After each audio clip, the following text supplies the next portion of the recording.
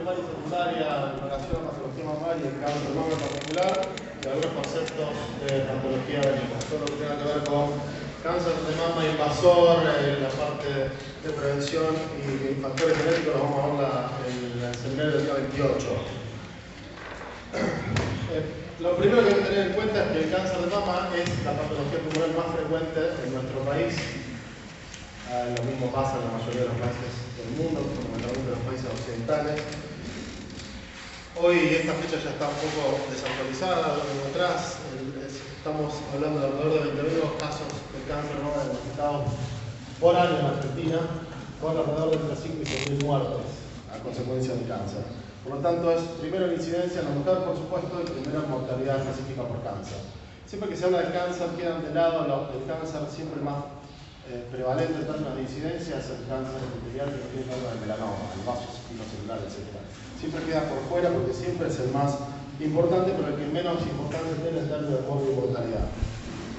No solamente que estamos mal desde el punto de vista de la cantidad de casos de cáncer diagnosticados por año, sino que estamos esperando un aumento de alrededor del 40% de los nuevos casos que se van a diagnosticar por año, asociado a cambios que tienen que ver fundamentalmente con los principales factores de riesgo conocidos para el cáncer de mama. Esto es, cambios en los patrones de expectativa de vida, porque el hecho de ir envejeciendo aumenta la posibilidad de hacer un cáncer de mama en la mujer, cáncer de próstata en el varón, cáncer de colon en los dos sexos. Pero los cambios que estamos viendo en los patrones reproductivos, y de hecho la mayoría de ustedes, mujeres que deben estar alrededor de 26 o 28 años promedio, seguramente la mayoría de ustedes van a ser ovíparas, estudiantes de medicina, eso es típico, y ese es uno de los factores de riesgo principales que se conoce para cáncer de mama. No estoy diciendo que van a tener cáncer de mama ustedes por ser estudiantes de medicina, por supuesto. Y fundamentalmente los cambios en los patrones de comportamiento que tienen que ver con el aumento de la masa adiposa que se gana durante toda la vida, pero fundamentalmente en una entrada de la mujer en la menopausia. Y fíjense el impacto que se prevé de estos dos factores solamente, tanto es así que esperamos un aumento del 40% dentro de los próximos 15 o 20 años. Por lo tanto, todas las medidas que tomemos en términos de detección precoz, de lo cual vamos a hablar, pero también se está trabajando mucho en prevención primaria, es decir, lograr disminuir la aparición del cáncer, no ya detectarlo tempranamente. Cosa que sí está pasando ahora, inclusive en nuestro medio, con la implementación de la vacuna contra el HPV a nivel masivo, que esto va a tener un impacto futuro, 10, 15, 20 años, en términos de incidencia de cáncer cervical, seguramente. Y para esto vamos a repasar algunos conceptos de prevención primaria, específicamente para cáncer de mama, y por supuesto detección primaria, prevención secundaria, que es lo que tiene que ver fundamentalmente con el uso de la mamografía. Y esto solamente para que miren la curva en rojo, esa caída que va desde la década del 50 hasta la actualidad en mortalidad cardiovascular tiene que ver fundamentalmente con un hecho fundamental y fue la identificación de los factores de riesgo. Factores de riesgo para la mortalidad por enfermedad cardiovascular. Hipertensión, diabetes. Exactamente. La identificación de estos factores de riesgo permitió empezar a implementar estrategias después, por supuesto. La mejora del tratamiento de las consecuencias, infarto, presión coronaria, bla, bla, bla, por supuesto de esto no vamos a hablar, pero fundamentalmente el impacto que se logró en términos de bajar la mortalidad controlando estos factores de riesgo. Que esto justamente es lo que nos está faltando en patología mamaria. Porque a nadie se le va a ocurrir tomar la presión a un paciente y decirle, señor, usted tiene una hipertensión hermosa, venga el año que viene a ver cómo le hacemos a la gente cerebrovascular el infarto. Que de alguna manera lo que estamos haciendo con las mujeres cuando le hacemos la mamografía nos da, entre comillas, negativo normal. Venga el año que viene, a lo mejor viene con un cáncer inicial, pero viene con el cáncer. La idea es no llegar a esa etapa. Y eso, por eso les puse el ejemplo de poder detectar la hipertensión del colesterol y a través de medidas farmacológicas y no farmacológicas uno puede ir monitorizando los cambios de los factores de riesgo. Esto en patología mamaria todavía no se puede hacer. Si el principal factor de riesgo es la historia familiar, nosotros no podemos cambiar la historia familiar. Si el principal factor de riesgo para una mujer es el hecho de portar una mutación en genes supresores de tumores, todavía eso no lo podemos cambiar. ¿Está? Y hablando de factores de riesgo, los principales para la patología mamaria tienen que ver con la historia familiar, sin tener en cuenta factores genéticos detectados en la familia, pero también hoy podemos, inclusive en nuestra medida, detectar mutaciones en genes supresores de tumores como RCA1 o RCA2, y poder informarle a la mujer o a la familia de que el riesgo de desarrollar un cáncer de mama, en el caso de las mujeres sanas, puede ser tan alto como el 50, el 60 o hasta el 80%.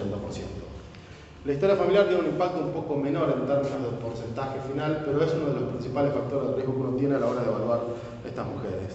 Factores reproductivos y hormonales, esto es fácil de entender, si sabemos, esto seguramente ustedes lo tienen en la cabeza, menarca temprana, menopausia tardía, nulliparidad fundamentalmente, y esto tiene que ver con la exposición a los estrógenos propios, fundamental pero no exclusivamente, y la nulliparidad tiene que ver fundamentalmente con la no llegada a la madurez total de la glándula mamaria. El desarrollo de la glándula mamaria, el principal evento que produce la maduración, entre comillas, de las células de la glándula mamaria y de las stem cells, que están, si ustedes se ubican en la unidad terminal ducto alveolar, alimentando constantemente la renovación de las células epiteliales y ductales. Esto se logra con un embarazo término. No importa cómo termine, si parto, cesárea, con la muerte del feto o no. La cuestión que estos 9 meses de embarazo, y mejor todavía con la lactancia, esta madurez que se logra del tejido mamario es el principal factor protector. Y desde el punto de vista epidemiológico sería interesante conseguir el embarazo en todas las mujeres antes de los 20 años. No me asesinen. Más allá del chiste, lo que se está buscando es intentar engañar a la glándula mamaria, haciéndole creer de que llegó a la madurez con un embarazo. Esto se puede lograr probablemente a través de algún tipo de medicación, y en esto se está trabajando. Las otras son las lesiones proliferativas. Dentro de la clasificación de patología mamaria benigna van a ver la clasificación de lesiones proliferativas y no proliferativas. Las lesiones proliferativas se refieren fundamentalmente justo a esa cuestión de la aumento de la celularidad con ciertas características que el patólogo nos puede informar bien, después las vamos a ver con un poco más de detalles. Y estas lesiones proliferativas, fundamentalmente las hiperplasias ductales o lobulillares atípicas, están relacionadas al aumento del cáncer de mama, y de hecho este sí es un factor de riesgo para el cual nosotros tenemos posibilidad de impactar favorablemente, y ahora lo vamos a ver. Y el último de los factores de riesgo que quería mencionar es la densidad mamaria. Como ustedes pueden ver, esta puede ser la misma glándula mamaria en mujeres de la misma edad. La densidad mamaria se clasifica en grados de 0 a 5. Lo que sí sabemos es que las mujeres con la densidad mamográfica entre 4 y 5 tienen un riesgo de cáncer de mama similar al que confiere el hecho del diagnóstico, por ejemplo, de la hiperplasia ductal atípica. Para llegar al diagnóstico de hiperplasia ductal atípica necesitamos una biopsia, sea por el motivo que sea.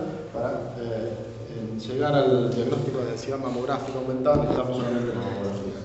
Esto todavía no está en práctica clínica, la práctica clínica lo utiliza muy eventualmente, y fundamentalmente porque el principal problema que ustedes lo pueden estar viendo solo con el hecho de mirar la fotografía es que es muy difícil ponerse de acuerdo que es densidad mamográfica mayor del 35% para un y otro conservador, ¿verdad? Sin embargo, aproximadamente entre el 7 y el 8% de las mujeres sometidas a estudios por mamografía tienen una densidad mamográfica de grado 4 o 5, y estas son las mujeres que uno debería separar en el estrato de riesgo moderado o alto. Y en términos de prevención, nosotros sabemos que a los fines de disminuir la posibilidad de hacer un cáncer o lo que sea, cualquiera de estas medidas mencionadas en la diapositiva, esto es como la guarandita, no vamos a poner a nadie. Vamos a recomendar la reducción de peso, la dieta, el ejercicio, para prevenir todo lo que ustedes se les ocurra. Sin embargo, nosotros tenemos información de que indica que específicamente en términos de reducción del riesgo de cáncer de mama, estas medidas tienen un impacto probado. Una es la reducción de peso, y esto tiene que ver con lo mismo que hablamos al inicio, la cuestión de los factores hormonales, la exposición a las propias hormonas. Si bien la reducción de peso es, tiene un impacto favorable en cualquier momento de la vida, el mayor impacto se va a lograr si la disminución de peso tiene que ver con la entrada en la menopausia, es decir, tratar de evitar la ganancia de peso una vez que la mujer entra en menopausia. Y esto se puede razonar brevemente si pensamos que ese tejido adiposo, o en ese tejido adiposo se van a producir estrógenos débiles. Estrona y estrona, ¿está?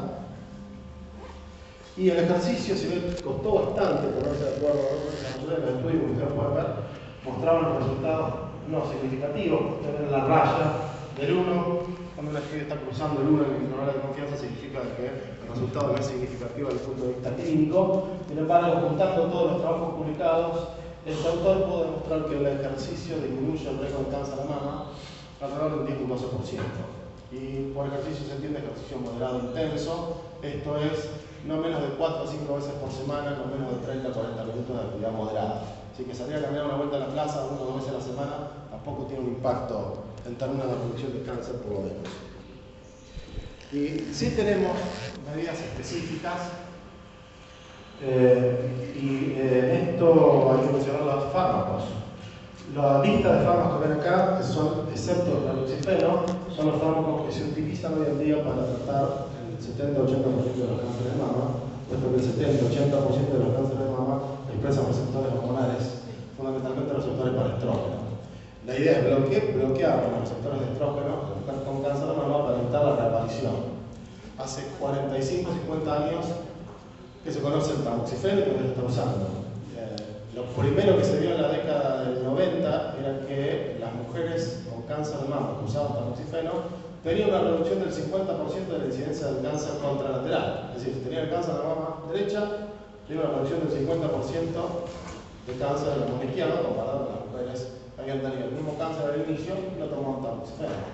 Por lo tanto, primero que se le ocurrió a los investigadores fue qué pasa si lo probamos en mujeres con alto riesgo pero estén sanas.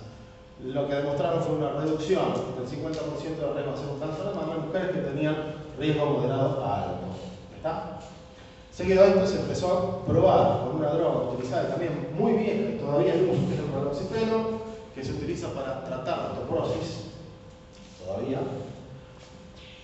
Compararon porque son variantes químicos, tamoxifeno y raloxifeno pertenecen al grupo de los moduladores selectivos de los receptores estrogénicos, lo que es el SAM, en inglés, por eso.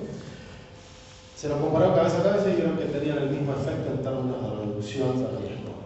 La única diferencia es que el raloxifeno solo se probó en mujeres menopáusicas. Es decir, que si yo estoy frente a una mujer premenopáusica, mayor de 30 a 35 años, con historia familiar, con mutaciones genéticas o con la persona de riesgo que ustedes quieran poner a la mano, si yo con mi evaluación diagnosticamos un riesgo moderado alto, esto lo podemos cuantificar, no vale el caso ahora en esta clase mezclar esta información, pero podemos ofrecer el uso de tamoxifeno siempre menopáusica o cualquiera de esas 4 drogas en las mujeres están en menopausia. Las últimas 2 drogas que se usaron en la persona se incorporaron en 2012 y 2013. También estaban en uso en mujeres con cáncer de mama. El mecanismo de acción es diferente a los SERM. Los SERM lo que hacen es bloquear el receptor estrogénico a nivel de la glándula mamaria. Los inhibidores de aromatasa lo que hacen es, si estudiar la fisiología de los estrógenos, inhiben directamente a la enzima aromatasa y se consigue un plapeo estrogénico en la mujer postmenopáusica. Dar un inhibidor de aromatasa en una mujer joven que esté con los ovarios todavía trabajando, lo que va a originar es una respuesta, un aumento de la FSH. A consecuencia de este aumento de la FSH, por más que la mujer siga tomando inhibidor de aromatasa, se van a elevar los niveles de estrógeno. De hecho, esta respuesta paradojal se busca, por ejemplo, en reproducción, donde queremos conseguir niveles altos de estrógeno para la inducción de la ovulación. ¿Está? Pero en términos del uso para cáncer de mama o prevención, este es el mecanismo que invalida el uso de la inhibidor de aromatasa en las mujeres premenopáusicas. Lo que probablemente veamos en la clase de cáncer de mama es que nosotros podemos bloquear el eje hipotálamo hipoficiario con un análogo y dar a su vez inhibidor de aromatasa. Es todo un juego de entender cómo funciona el eje hipotálamo hipofisovárico para evitar la sobreproducción de estrógeno en mujeres con cáncer de mama o hormonodependiente. No hace falta que se recuerden las dosis ni el tiempo de uso, sí por lo menos que se lleve el concepto de que hay drogas que se pueden usar en mujeres que por evaluación clínica o test genético tienen alto riesgo de desarrollar cáncer de mama, y utilizando alguna de estas drogas el riesgo baja alrededor de un 50%. Es decir, que si nosotros estamos hablando de una mujer, el riesgo promedio es de cualquier mujer que hace un cáncer de mama desde el nacimiento hasta que llega a los 80 años y se muere alrededor del 10%. Si mi paciente en ese momento de la evaluación tiene un 30 o un 40% de riesgo por historia familiar, etcétera, Tomando alguna de estas drogas, el riesgo pasa a ser exactamente la mitad. Si tiene un 30, pasa a un 15. Eso es lo máximo que nos podemos acercar a un nivel de riesgo promedio. Pasamos a prevención secundaria, hablar un poco de lo que es la mamografía. Vamos a hablar un poco de las controversias que hay alrededor de la mamografía. Sin embargo, lo que sí tenemos que saber, lo que es políticamente correcto decir en el examen para que lo ponen, es que, si les preguntan, primera mamografía a los 35 años para tener una mamografía de base. Y luego control anual con una mamografía anual entre los 40 y probablemente hasta los 75 años. ¿Está? La Sociedad Americana de Cáncer no habla de un final en concreto, sino que dice textualmente que hay que continuar mientras la mujer tenga buen estado de salud, y eso lo tiene que definir el médico con la mujer enfrente. En Argentina hay un programa nacional que fue lanzado en el año 93, que nunca llevado a cabo. Ahora el Instituto Nacional del Cáncer, con su relanzamiento hace unos 4 años, está empezando a poner en marcha este programa, que un programa de control de cáncer de mama no implica solamente hacer mamografía o poner un mamógrafo, eso es la nada total, sino implica llevar todo un programa de control de cuántas mujeres hacen mamografía, si los equipos funcionan correctamente, si los técnicos saben hacer mamografía y si las lesiones que se detectan son correctamente manejadas en los centros de salud. ¿Está? O sea que es mucho más que hacer la mamografía. Lo propuesto en términos generales es ofrecer por lo menos a la mayor cantidad de mujeres posible una mamografía cada 2 años, con un rango etario de control entre los 50 y 70. La elección de ese rango tiene que ver con algo básico, que es la edad promedio que se diagnostica el cáncer de mama, que está entre los 60 y 65. Si la idea es tratar de detectar el cáncer de mama en sus etapas iniciales cuando es subclínico. Probablemente a los 65 años lo detectemos, se lo detecte la mujer y vaya a la consulta, lo detectemos nosotros con una palpación. La idea es encontrar el cáncer antes de que sea palpable. Y el objetivo, uno de los objetivos que tiene el programa nacional ahora es lograr la cobertura progresiva hasta cubrir el 70% de las mujeres en este rango etario en los próximos 10 años. Vamos a hablar de mama, que esto lo van a ver en un escenario aparte, si no lo vieron ya. ¿Lo vieron ya? No. Estas son las dos incidencias de mamografía. Cráneo caudal arriba, medio oblicuo lateral, ustedes cubren más del 95% del tejido mamario. Y se piden estas dos incidencias por 2 razones fundamentales. Una, porque con esto me aseguro la cobertura de todo el tejido, y segundo, podemos ubicar en el espacio donde está la lesión, si la lesión no fuera palpable, por supuesto, o podemos también tener cierta idea de si la lesión es tridimensional o no. Es decir, si uno no sabe de la mamografía, puede interpretar que cualquiera de estas manchas es una lesión. En realidad lo que uno tiene que hacer es ver las dos incidencias, puesto que si las imágenes sospechosas están en la misma zona, 2 incidencias, quiere decir que la imagen probablemente sea una imagen tridimensional, o sea, un nódulo, por ejemplo, y no una superposición de imágenes. La lectura se hace básicamente de la siguiente forma: pezón pectoral, la incidencia medio oblicuo lateral, que se hace con la mama de costado y tirado un poquito hacia afuera. ¿Está? Con esto nosotros podemos cubrir cuadrantes superiores y cuadrantes inferiores. Y luego tenemos el pezón hacia el fondo, no siempre se tiene que ver el pectoral en esta línea, no es necesario que se vea siempre. Y tenemos todo lo que sea externo y interno. Es decir, sacada la mamografía de esta forma, todo lo que está en esta parte externa, eso es mama izquierda y eso es mama derecha, que es convención. De esta manera nosotros podemos ubicar las lesiones y las lesiones que encontramos no son palpables. Y básicamente esto es lo que buscamos: manifestaciones tempranas del cáncer invasor o del carcinoma in situ. Una es las microcalcificaciones y estas son las opacidades. Opacidades que nosotros, para valorar que pertenecen o que son lesiones severas, deberíamos buscar las dos incidencias de manera tal que nosotros podamos asumir que esa lesión es un nódulo, aunque no sea palpable. Y las microcalcificaciones, las características fundamentalmente que buscamos es que sean múltiples, más de 5, agrupadas y heterogéneas. Es más que frecuente encontrar micro o macrocalcificaciones aisladas en el tejido mamario, en el tejido que hay muchísimo recambio celular. Ustedes saben que cada vez que una célula se muere entra la apoptosis y todo el calcio intracelular, o no todo, pero algunos de este calcio no se recicla, puede quedar en los tejidos depositados, y eso es lo que uno ve, como por ejemplo esta macrocalcificación que no significa nada. Depósito benigno de calcio. si no estuviera todo en la lesión y tuviera, por ejemplo, esta o esta, dos calcificaciones aisladas no significan nada, por lo menos nada, como para controlar a corto plazo. Los radiólogos utilizan una clasificación que se llama BIRATS, en castellano, rosarino, es un nombre en inglés, BIRATS, y esta clasificación nació con el objetivo de auditar los programas de escenografía y, por lo menos en nuestro medio y en otros en Estados Unidos también, terminó degenerando en un sistema que evita la lectura de la mamografía del médico. O lo que hace el médico, sabe que si lee un BIRAT 1 es una mamografía normal, y entonces el médico ni se entrena ni se preocupa por revisar la mamografía. Y directamente lo que se terminó de generar es lo siguiente. Si yo veo un BIRAT 4 o un BIRAT 5, como sé que esto obligatoriamente tiene que ir acompañado de un estudio histológico, directamente sin pensar por qué muchas veces se indica la biopsia. Y sin discutir con el radiólogo por qué los hallazgos mamográficos son calificados como 3 o 4. Brevemente, todos los hallazgos mamográficos, opacidades o microcalcificaciones, o su asociación, de acuerdo a cómo se vean, y esto lo van a ver en el seminario de imágenes, se van a clasificar grado 1, 2, 3, 4 o 5. 1 son hallazgos, en realidad ningún hallazgo es la mamografía que vimos en el ejemplo, una mamografía que no tiene nada, ni calcificación ni opacidad, esa podría ser catalogada como un BIRAT 1.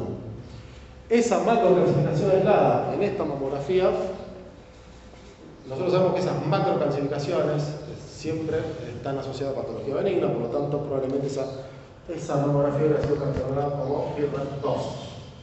Luego aparecen las cuestiones más controversiales. El que no tenga lugar 2 es el BIRAT 5, la agrupación, la asociación de microcalcificaciones de la fotografía es un BIRAT 5. Nos está hablando de una altísima sospecha de cáncer, un orden mayor al 95%, por supuesto que es obligatorio hacer una biopsia.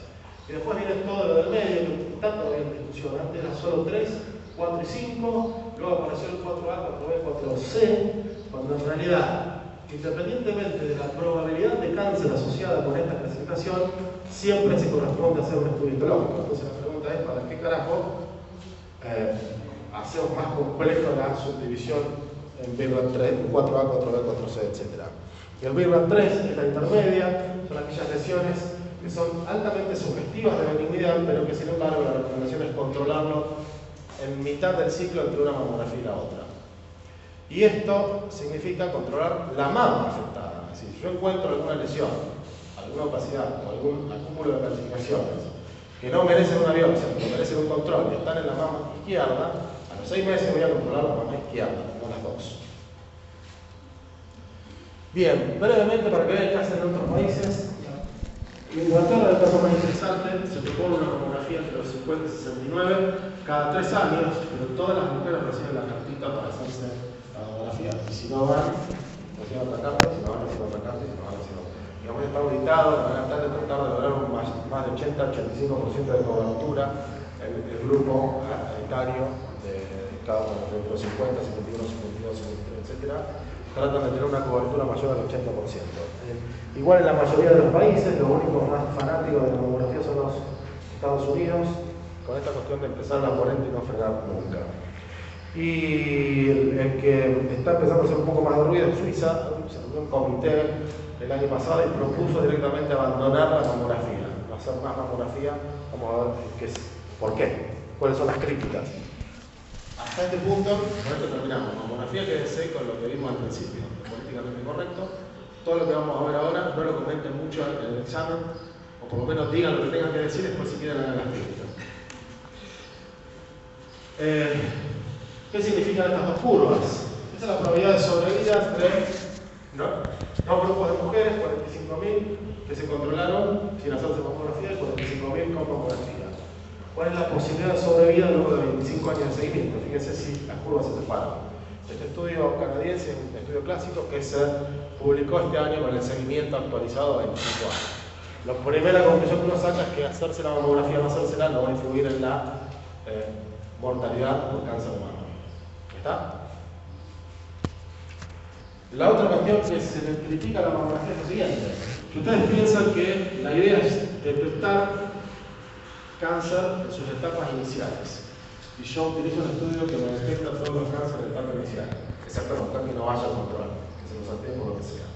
¿Qué va a pasar con el cáncer metastásico avanzado? ¿Cómo? Si yo tengo 100 cánceres, tengo 20 avanzados y 80 iniciales. Si empiezo a hacer mamografía, se supone que quiero llegar a cuántos iniciales, 90, 95, y me va a bajar el número de cáncer metastásico. ¿Están en el razonamiento? Eso pasa con el cáncer de cuello de útero en los países desarrollados. Hay una alta incidencia de enfermedad premaligna, sin 1, sin 2, sin 3, y tiene una muy baja tasa de cáncer invasor de cuello. Todo lo contrario de lo que pasa en Latinoamérica, incluyendo Argentina. Esto es cáncer inicial. Estadio 1, estadio 2, estadio avanzado y cáncer metastásico. Fíjense qué pasó entre el 75 y el 2005 con la incidencia de cáncer metastásico en Estados Unidos. ¿Qué pasó? ¿No aumentó? ¿No disminuyó? Siempre la misma cantidad. ¿Por qué si ellos utilizan mamografía como control? ¿Ya está? No cierra. Sin embargo, aumentó la detección de cáncer inicial. ¿Dónde está el problema? Los cálculos que hicieron los changos que estudiaron esto, o repasaron todos estos estudios, que empezaron en la década del 60, fue el siguiente. Si nosotros tomamos 2.500 mujeres que tengan 50 años hoy y las seguimos 10 años haciendo una mamografía por año, vamos a obtener ese beneficio. Evitamos que una mujer muera por cáncer de mama. Para uno esto le puede parecer mucho, para otros es insuficiente, pero como daño vamos a tener que 1.000 mujeres, o sea, casi la mitad de las mujeres van a tener una falsa alarma y 500 de esas 1.000 van a ser biopsiadas innecesariamente. Y vamos a tener un sobrediagnóstico de cáncer entre 5 a 15 mujeres. Sobrediagnóstico significa, en oncología, diagnosticar un cáncer que no hubiera evolucionado nunca y que se hubiera muerto la mujer antes que el cáncer hubiera avanzado. Eso pasa con cáncer de mama, con cáncer de próstata de varón y probablemente esté pasando también con cáncer de colon. Por lo tanto, todo lo que sea detección temprana, cáncer de colon, cáncer de mama y cáncer de próstata está siendo discutido hoy. Los varones vayan igual al urólogo, las mujeres empiecen a ir al ginecólogo, no me den tanta bola, pero para los que se vayan a meter en oncología o los que hagan medicina familiar, detección de prevención primaria, etc., van a tener que tener esto en cuenta a la hora de, o pensarlo a la hora de pedir los estudios. ¿Y por qué los que investigan estos trabajos dicen que no hay que hacerse controles? Porque los riesgos superan los beneficios. Toda esta cuestión de tratar a 10 mujeres innecesariamente con quimioterapia, cirugía, radioterapia, para evitar a lo mejor una que se... Acuérdense que la quimioterapia tiene una tasa de 1% de muerte por enfermedades hematológicas a corto y a largo plazo. Porque los controles están basados en estudios antiguos, es decir, estudios... Y este ítem es interesante porque los detractores de la mamografía y los que están a favor de la mamografía lo utilizan a su vez, lo utilizan en el mismo sentido. Los que están a favor dicen, la mamografía actual, digital, etcétera, etcétera, permite detectar lesiones mucho más precozmente. Si ustedes comparan una mamografía de la década del 60 con una actual, es como si estuvieran viendo una película de, no sé, de Charlie Chaplin con una de 3D en IMAX. Sin embargo, los detractores lo que están diciendo es que las nuevas modalidades terapéuticas son las que promueven mayores tasas de curación y no la detección más temprana a través de la mamografía. La otra cuestión es que no está demostrado un claro impacto en mortalidad por cáncer de mama, esto lo vimos con la figura del estudio canadiense, y la otra cuestión es esto de lo más peligroso de todo, que es el sobrediagnóstico. Es decir, detectar una lesión que no va a evolucionar y sin embargo, una vez detectada, como no sabemos si va a evolucionar, no hay que tocarla. Doctor, le hago una preguntita. Sí. En ese momento que usted la detecta, biopsiada y todo, ya es una lesión maligna. Sí, lo que pasa, por eso, una vez que vos le haces el diagnóstico, no tenés forma de saber si esa lesión va a evolucionar o no. Por lo tanto, estás obligado a tocarlo.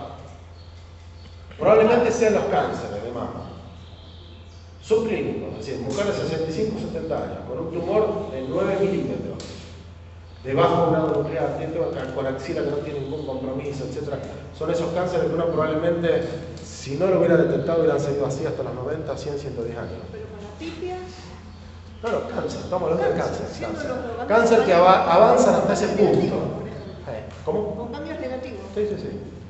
Cánceres que quedan ahí, que nunca van a avanzar. ¿Se lo deja ahí? No se hace nada. Lo que pasa es que uno no tiene posibilidades de predecir el comportamiento de la lesión que aparece. Bien, ¿alguna pregunta hasta acá, mamografía?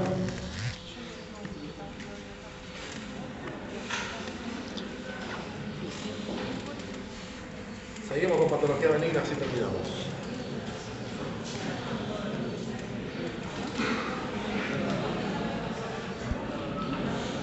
En términos del desarrollo normal, lo que hay que recordarse para entender alguna de las patologías benignas, fundamentalmente, sí. ¿Más alto? ¿La prevención con fármacos o el tratamiento del cáncer?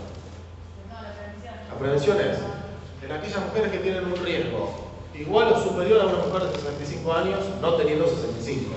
Por ejemplo, una mujer de 40 años con una historia familiar o con una biopsia con hiperplasia ductal atípica. Que reúnan todos estos factores de riesgo. Esto se puede contabilizar, inclusive. Nosotros sabemos cuál es el riesgo relativo que confía en casi todos los riesgos que dan para cáncer de mama. Si vos tenés una mujer que tiene una menarca antes de los 11 años, tiene un riesgo relativo de 1.4, 1.3. Si tenés una hiperplasia ductal atípica, tenés un riesgo relativo de 4. Si sos nulípara o no tuviste chico antes de los 30, tenés un riesgo relativo de 1.3. Entonces lo que va haciendo es riesgo relativo. No lo puedo sumar. El riesgo relativo es un cociente, por lo tanto lo tengo que multiplicar. Si la multiplicación da como resultado que la evaluación de riesgo o el resultado nos predice un riesgo, una probabilidad de hacer un cáncer de mama en los próximos 5 o 10 años, equivalente al riesgo natural que tiene una mujer a los 65 años, esa mujer se va a beneficiar del uso de tamoxifeno o si es menopáusica de tamoxifeno y se me está con suerte. ¿Está? De hecho, los criterios de inclusión para las mujeres, para estos estudios fueron esos. ¿Cómo elegían a las mujeres de alto riesgo? Evaluaron los factores de riesgo de este tipo, epidemiológicos básicamente, y no las seleccionaban por análisis genético porque en ese momento todavía ni se conocían los genes. Sí para los últimos 2 estudios con el de aromatasa, pero no se usaron como criterio de inclusión. En ese caso teniendo un estudio genético hecho. No, sin estudio genético. Sí, por ejemplo, una mujer de 45 años, nulípara, con la mamá y la hermana con cáncer de mama. Esa mujer puede usar tamoxifeno tranquilamente. Si hacemos las cuentas, el riesgo a 5 años va a ser superior al 2%. ¿Está? Esa es la forma de seleccionar las mujeres. Bien, desarrollo mamario.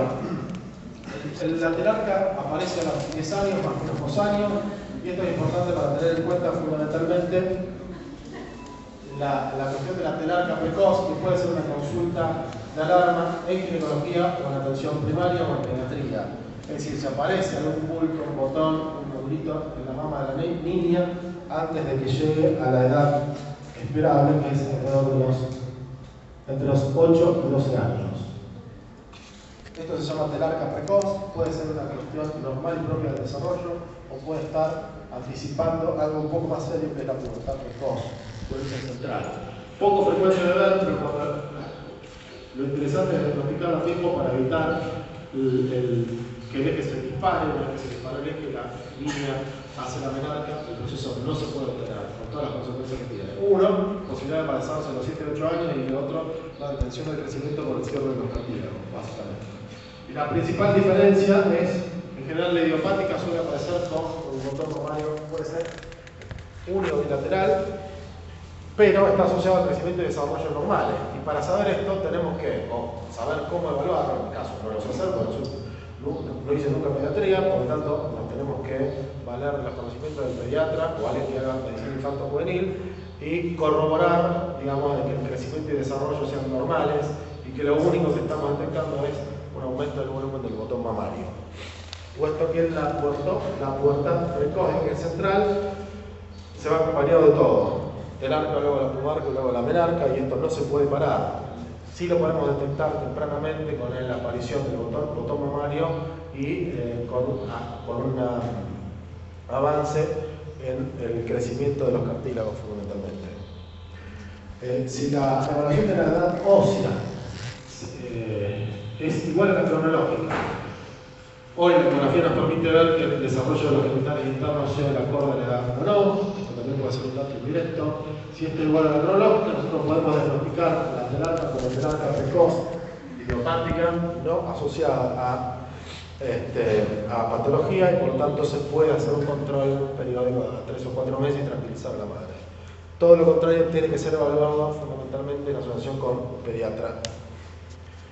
Otro de los anomalías que sí frecuentemente se ven en la consulta son las anomalías del desarrollo de los complejos de pezón supraminerario, inclusive de glándula mamaria.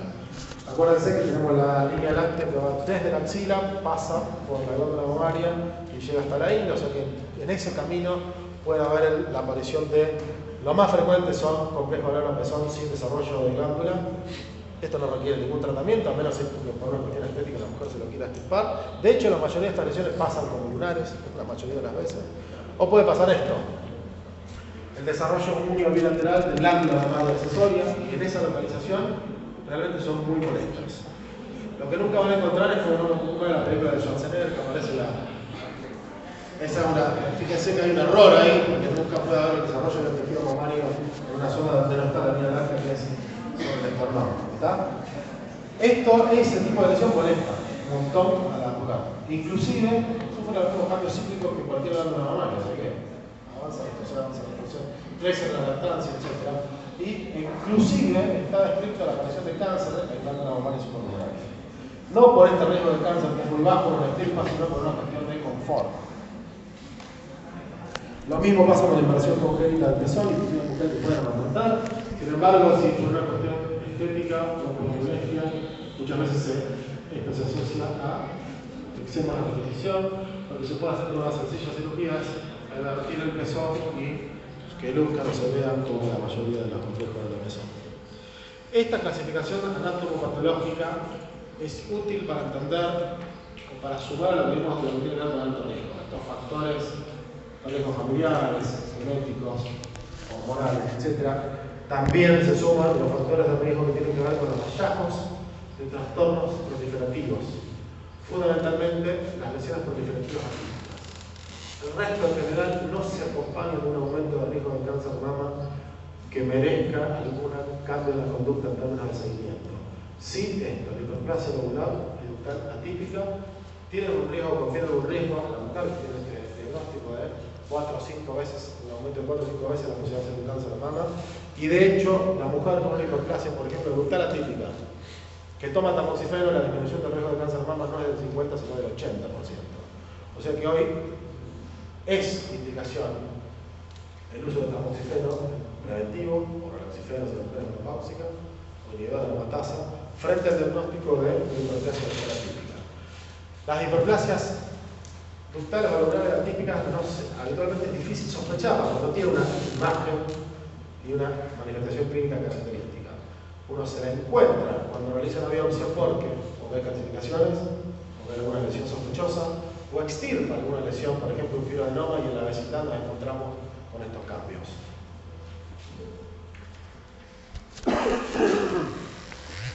Esto para reforzar un poco lo que vimos anteriormente. Las hiperplasias atípicas son las que más riesgo confieren.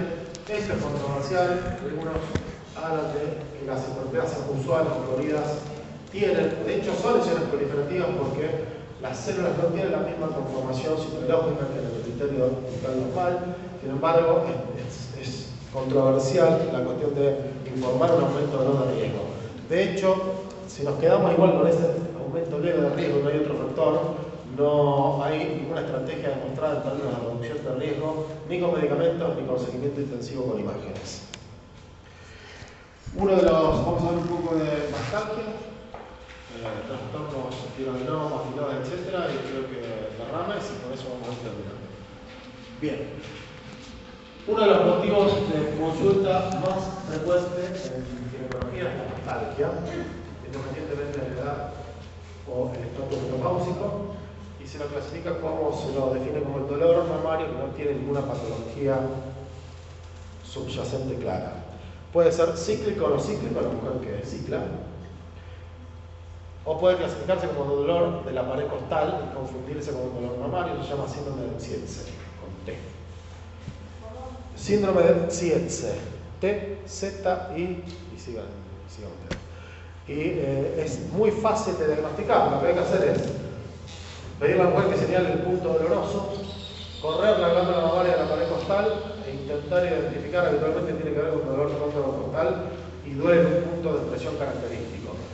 Esto sirve no tanto para, no nos vamos a ganar el premio Nobel si lo investigamos en ciencia, sino que va a tranquilizar a la mujer en términos de que el dolor no tiene origen en la glándula mamaria, sino que es condrocostal y eso tranquiliza, básicamente por eso. A pesar de que lo primero que tenemos que tranquilizar a la mujer cuando consulta por dolor mamario es que el cáncer de mama nunca o casi nunca se acompaña de dolor mamario. Eso es lo primero que hay que informar. Y la otra cuestión con la mastalgia tiene que ver con los componentes socioculturales. ¿Por qué el 70% de las occidentales se quejan de mastalgia y por qué solamente el 5% de las asiáticas se quejan de dolor mamario? ¿O hay algún componente sociocultural que tenga que ver con esto? Probablemente. Por supuesto que si la causa es desconocida, no va a haber un tratamiento específico. La clasificación de cíclica o no cíclica tiene que ver fundamentalmente con la asociación con el ciclo menstrual. Por lo tanto, uno lo va a poder referir de esta forma si la mujer no toma ningún método, no toma ningún anticonceptivo o no usa ningún método hormonal de anticoncepción. O sea que cicla tiene facilita. Habitualmente la mastalgia cíclica en su forma más característica tiene que ver con el aumento de la tensión mamaria premenstrual que se alivia luego de que viene la menstruación. Esto, una de las formas de resolverlo puede ser justamente poner en anovulación a la mujer con anticonceptivos orales. La no cíclica es la que no tiene un patrón claro, no está asociada al ciclo o aparece en una mujer que está tomando, por ejemplo, anticonceptivos. Generalmente tiende a ser más localizado, más generalizado y puede llegar a ser unilateral. Y el último ahí está escrito, el síndrome de Tietze, o puede ser un dolor referido en cualquier estructura de la pared costal.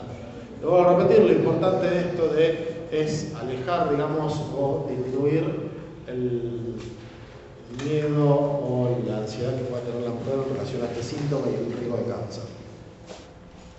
Y esto es la justificación, el riesgo o la mastalgia en pacientes que tienen cáncer está en el orden del 10%, y casi nunca es el único síntoma.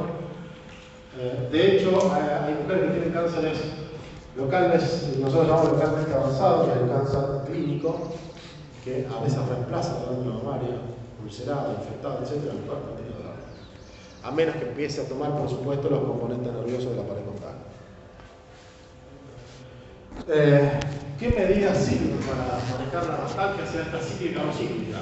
La cuestión de tranquilizar a la mujer, esto de psicoterapia se llama una exageración, pero esto de tranquilizar y explicar que no tiene que ver con poco probable que tenga que ver con una enfermedad seria, es una de las medidas que más sirven a la hora de controlar esto. El uso de sostenes ajustados, corpiño para nosotros, esto está tomado en la literatura sajona, el uso de corpiños ajustados, estos deportivos muchas veces, y dejar de usar los corpiños con arco, se asocia muchas veces a mejoría del dolor. Si la mujer está tomando algún tipo de terapia hormonal de reemplazo, si es la menopausia, algún tipo de anticonceptivo en la premenopausia, lo que uno puede probar es con el cambio de dosis. Están usando dosis más bajas, una formulación diferente. Y todavía está la controversia si el anticonceptivo causa o alivia, porque ¿qué vemos? Mujeres que empiezan a tomar anticonceptivos no tenían mastalgia, empiezan con mastalgia.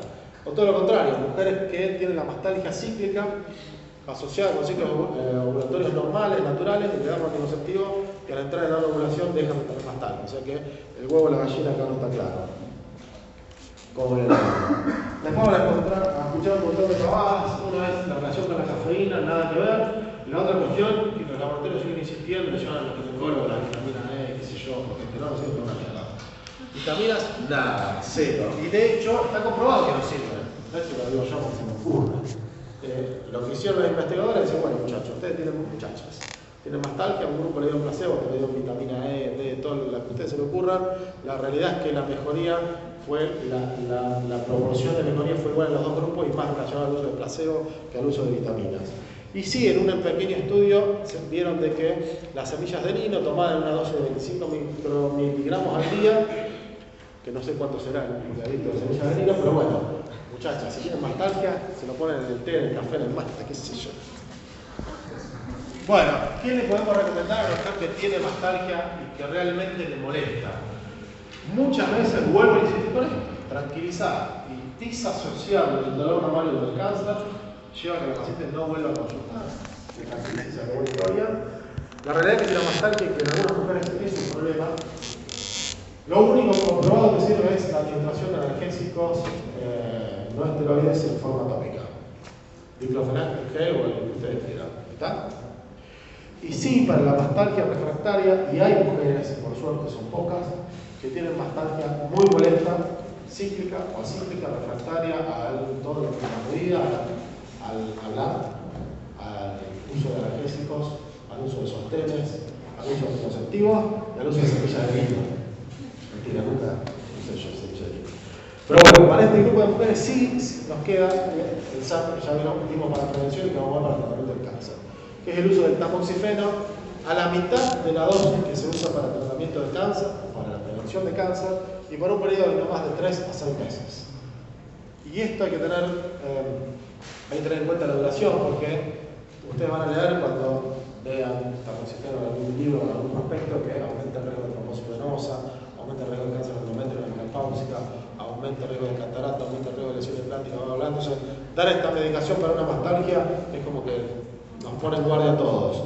Pero realmente el uso a la mitad de la dosis y por 3 a 6 meses alivia realmente estas mastalgias difíciles de tratar y el riesgo, no existe riesgo de cáncer para nada. Hablando de tumores benignos, básicamente tenemos a los fibroadenomas y el tumor filoide. Por supuesto que la glándula mamaria tiene todos los testigos que ustedes giran, incluso el tejido muscular, por tanto puede haber la aparición del tumor benigno que a ustedes se les ocurra. Estos son los dos específicos, de los que más se ven en la práctica clínica.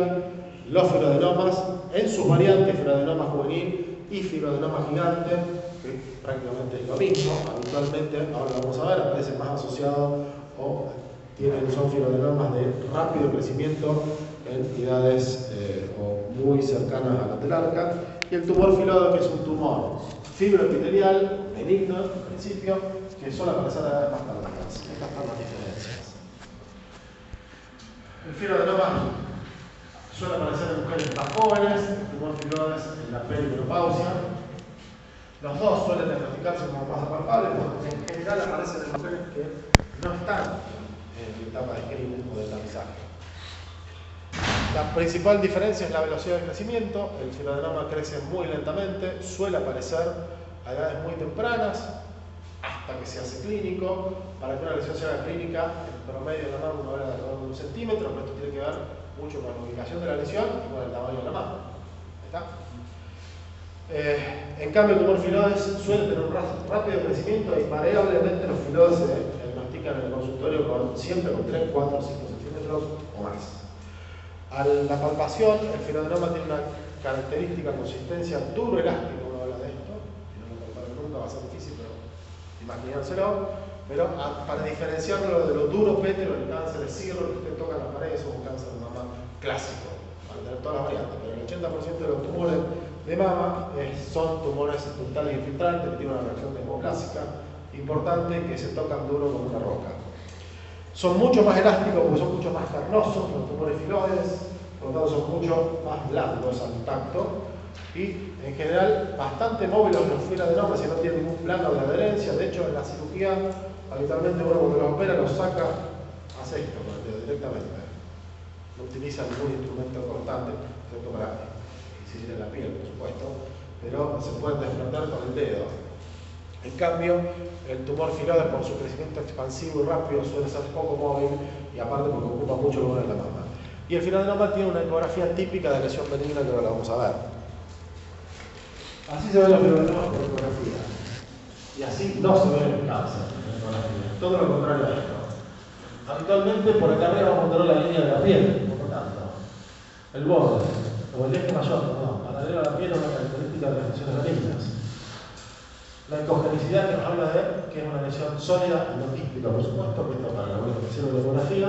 Los bordes bien netos y un escaso núcleo cono de sombra. El cono de sombra tiene que ver con que las lesiones, cuanto más celularidad tienen, por lo tanto estamos hablando de cáncer, tienen mucho más densidad celular por gramo de tejido, va a dejar pasar, o deja pasar menos los ecos del equipo, por lo tanto lo que vamos a ver en esta parte es un cono de sombra más o menos somativo. Todo lo contrario, si nosotros tenemos líquido acá dentro, vamos a ver esto negro y un aumento de la velocidad de los ecos del ultrasonido que se va a ver como una lesión blanca. ¿Está? Esto se llama refuerzo acústico posterior. Esto se repite en la ecografía donde ustedes quieran. Pero estas características en la ecografía: el eje mayor paralelo a la piel, ausencia de cono de sombra, bordes netos, por supuesto lesión sólida, son las características de benignidad para las lesiones mamarias. Todo lo contrario es, o al menos una, en contra de lo que hablamos recién, habla de la posibilidad de un cáncer de mama. Fíjense cómo era la. Todo lo contrario. Vamos a ver. Eje mayor, perpendicular. Está bien, algunos pueden discutir acá, sacar las reglas, pelear a ver qué gana, ¿no? Fíjense los bordes fundamentalmente y la aparición. Hoy los ecógrafos de alta resolución pueden ver microcalcificaciones que antes era impensado. ¿Está? Y si uno hace un estudio de la vascularización de esa lesión, se va a encontrar seguramente con vascularización intratumoral. En general, los fibroadenomas suelen tener un pedículo que los vasculariza y uno puede ver la vascularización de la periferia, pero nunca dentro de lo que pudiera ver en un tumor. Tendremos alcanza en el cono de sombra, pero acuérdense que la ecografía es un estudio dinámico, por lo tanto, una foto puede estar mostrando alguna parte a nivel ecógrafo, pero no todo. Es importante la ecografía leer el informe. La mamografía, habitualmente uno no lo lee, si uno ve la foto, pero acá es importante, muy importante leer el informe de la ecografía. En relación a las que hacer con un tumor palpable en una mujer, si una mujer menopáusica, la primera sospecha, aunque no es lo más frecuente, acuérdense, esto pasa lo mismo en el ovario, tanto el ovario como la mama, en la menopausia son órganos que tienen que estar quietos. Por lo tanto, cualquier cambio nos tiene que hacer sospechar que pueda haber un cáncer en la actividad. En cambio, tanto el ovario y específicamente la mama son tejidos que están en cambio constantes, todo el tiempo, hora a hora, día a día, por lo tanto es normal encontrarse con lesiones en todo momento, lesiones quísticas fundamentalmente e inclusive lesiones sólidas. Fundamentalmente, y me quería referir ahora, porque no vamos a hablar de cáncer, ¿qué hacemos con la mujer joven? Acá el corte es arbitral, lo podemos poner a los 30, lo podemos poner a los 35, pero todos estamos de acuerdo que lo vamos a poner a los 40. Pero una mujer joven, menor de 30, uno va a intentar intervenir lo menos posible, porque la probabilidad de que sea un cáncer de esa lesión es muy baja. ¿Y qué tenemos que usar como estrategia o como propuesta? Es probablemente, si la lesión es palpable, corroborar la naturaleza sólida o quística con una ecografía, que para eso sirve la ecografía. Y si la lesión es una lesión quística, tenemos que ver si la lesión si el quiste es simple o un quiste complejo. El quiste simple es el lobito del agua, el resto no es un quiste complejo. El quiste simple en una mujer joven, menor de 30, que está ciclando, realmente no merece ningún tipo de control, a menos que el tamaño del quiste transforme ese quiste en una lesión palpable, impresione a la mujer y aparte puede generar molestia. Por el aumento de la tensión intraquística puede generar dolor, etc. En ese caso se puede punzar y aspirar.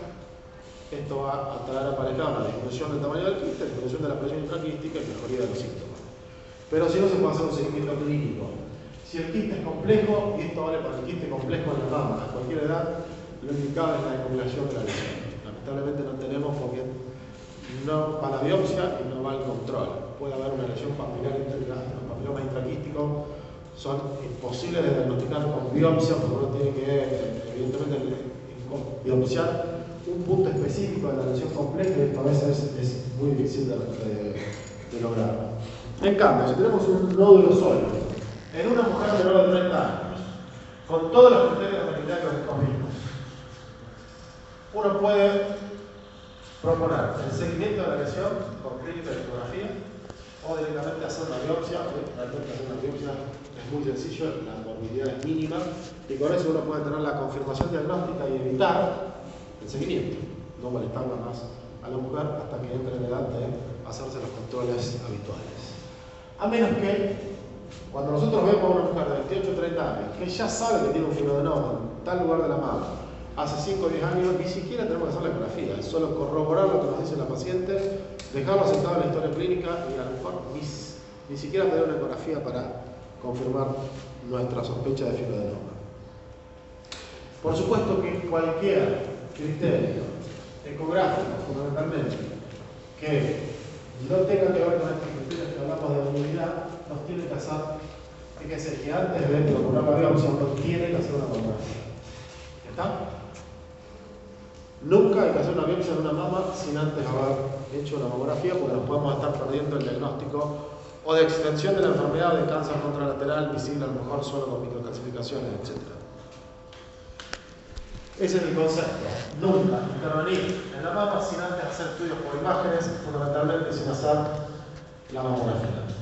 Si ustedes deciden indicar una biopsia por el motivo que fuere, a menos que estén haciendo una biopsia por un fibroadenoma que lo quieren confirmar, porque se ve con un fibroadenoma, se toca con un fibroadenoma, tiene la edad del fibroadenoma en la mujer, en ese caso podemos prescindir de la mamografía. Otro motivo de consultas frecuentes son los derrames por pezón. Fíjense que lo hablamos de secreción. Esto es también una situación poco habitual en cáncer, excepto que tenga ciertas características clínicas que ahora vamos a ver. Y también relacionado acá lo mismo que les hablaba antes. Una glándula mamaria en la menopausia no tiene que tener ninguna manifestación, excepto ir achicándose con el tiempo, a menos que se ponga prótesis. Pero no tiene que tener ni formación de quistes, ni lesiones sólidas nuevas, eso no existe, eso es cáncer hasta que demuestre lo contrario, y no tiene que haber derrame por pezón. Ahora vamos, por lo menos que tenga ciertas características. Y ahí lo pueden ver en la última oración, la sospecha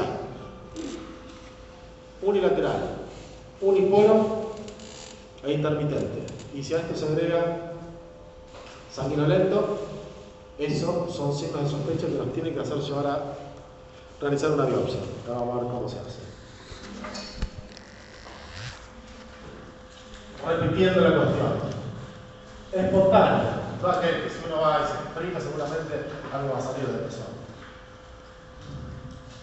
Intermitente, espontáneo, uniforme, unilateral y a veces es difícil, no siempre los derrames asociados a lesiones intracaraculares se manifiestan con sangrado, pero para nosotros puede haber presencia de glóbulos rojos en el derrame y eso nosotros lo podemos confirmar con una citología del derrame. Lo que hacemos es simplemente un papanicolado del derrame. Pasamos el portaobjeto por el pezón, tomamos la secreción, la fijamos como si estuviéramos fijando un Papá Nicolau y lo que queremos buscar es o células epiteliales desprendidas o glóbulos rojos. Cualquiera de estas dos cosas, esto más por supuesto, son las atípicas, nos va a hacer pensar en un cáncer y nos tiene que hacer llevar habitualmente a la biopsia. Acá no existe la biopsia por punción porque habitualmente no hay una lesión sólida, clínica, ecográfica o mamográfica visible, así que se tiene que ir acompañado de la resección de los conductos o de una cirugía que extirpar todo el conducto. Todo el resto, habitualmente, los derrames que más llevan a la consulta son los bilaterales, mujeres jóvenes, lactescentes o derrames claros, que no tengan estigmas de tener glóbulos rojos en su composición. Estos son signos de probablemente debilidad. Ahora, usted tiene un derrame espontáneo, bilateral, lactescente con amenorrea, ¿qué tiene que pensar?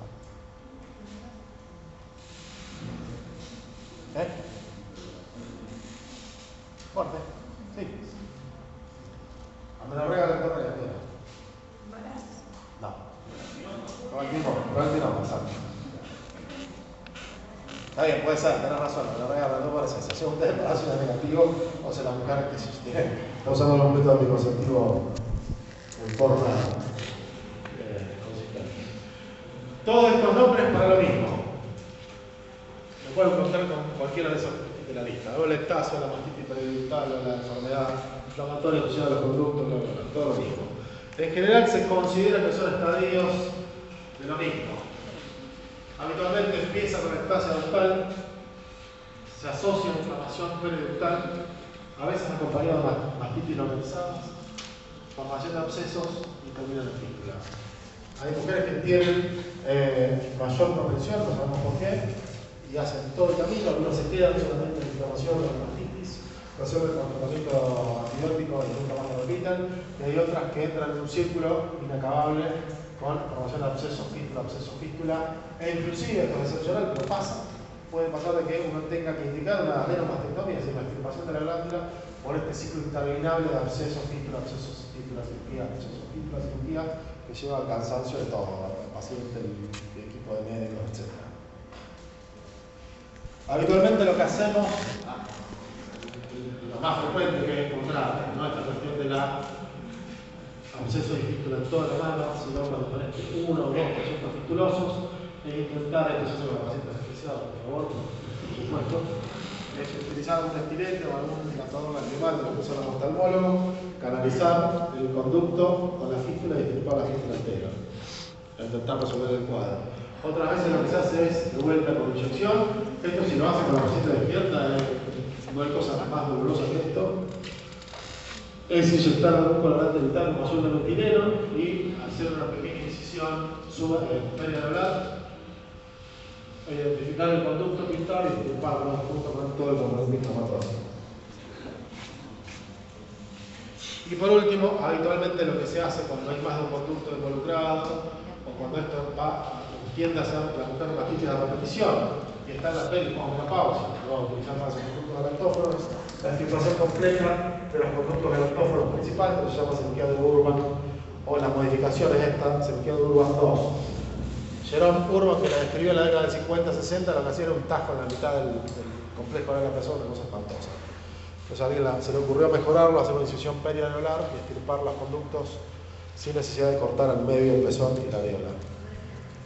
Terminamos con esto. ¿Cuáles son los signos de alarma en patología benigna? La mastitis. Acuérdense lo que le digo, una mastitis en la mujer lactante, por supuesto que puede estar relacionada a todo el proceso de lactancia. En la mujer premenopáusica, por supuesto que puede estar, el hormona está constantemente cambiando. Pero en la mujer posmenopáusica nos tiene que hacer llamar la atención un poco. Pero independientemente de la edad, una vez hecho el diagnóstico de mastitis, si la mastitis no mejora con al menos uno o dos, vamos a dar dos ciclos antibióticos diferentes, es decir, 7 días de tratamiento más 7 días de otro, 15 a 20 días, y no mejoró, ojo, puede ser la primera manifestación de un cáncer, fundamentalmente el cáncer inflamatorio. Vamos a verlo después, tiene una etiología totalmente diferente a la infecciosa. Eczema del complejo areola-pezón, también es muy frecuente motivo de consulta, un prurito. Las lesiones eczematosas de la piel pueden aparecer en la piel, la areola es piel, por tanto puede aparecer en eczema tranquilamente, pero hay una cáncer que se llama enfermedad de Paget y eso es cáncer, no es eczema, sin embargo la manifestación clínica es igual, la descamación y el prurito. Mucho cuidado con el eczema que no cura, por lo menos que no responde a los ciclos cortos de tratamiento con corticoides. ¿Okay? Y la otra cuestión es, como la enfermedad de Paget es un cáncer de mama, no un cáncer de piel, el inicio es desde el pezón hacia la periferia, o sea que es centrífugo. En cambio, el eczema real, como es una enfermedad cutánea, va a empezar desde los bordes externos de la areola y va a ir hacia el centro. ¿Estamos? Si nosotros vemos el complejo areola-pezón totalmente tomado, pues no podemos preguntar a la mujer dónde empezó, si empezó en los bordes o empezó en el centro. Ante la duda, siempre una pequeña biopsia cutánea, muy pequeña, con eso es suficiente para el diagnóstico, para hacer el diagnóstico diferencial. El derrame por pezón es otra cuestión, ¿no? que hay que tener en cuenta con las características que vimos. Unilateral, uniporo, espontáneo y sanguíneo. Esas son las características. Y lo que vimos del nódulo mamario no lo vamos a repetir, las características ecográficas por ahora, mamográficas que algo vimos, y vamos a desarrollarlo en profundidad cuando veamos cáncer de mama, y creo que esto fue todo. ¿Alguna pregunta?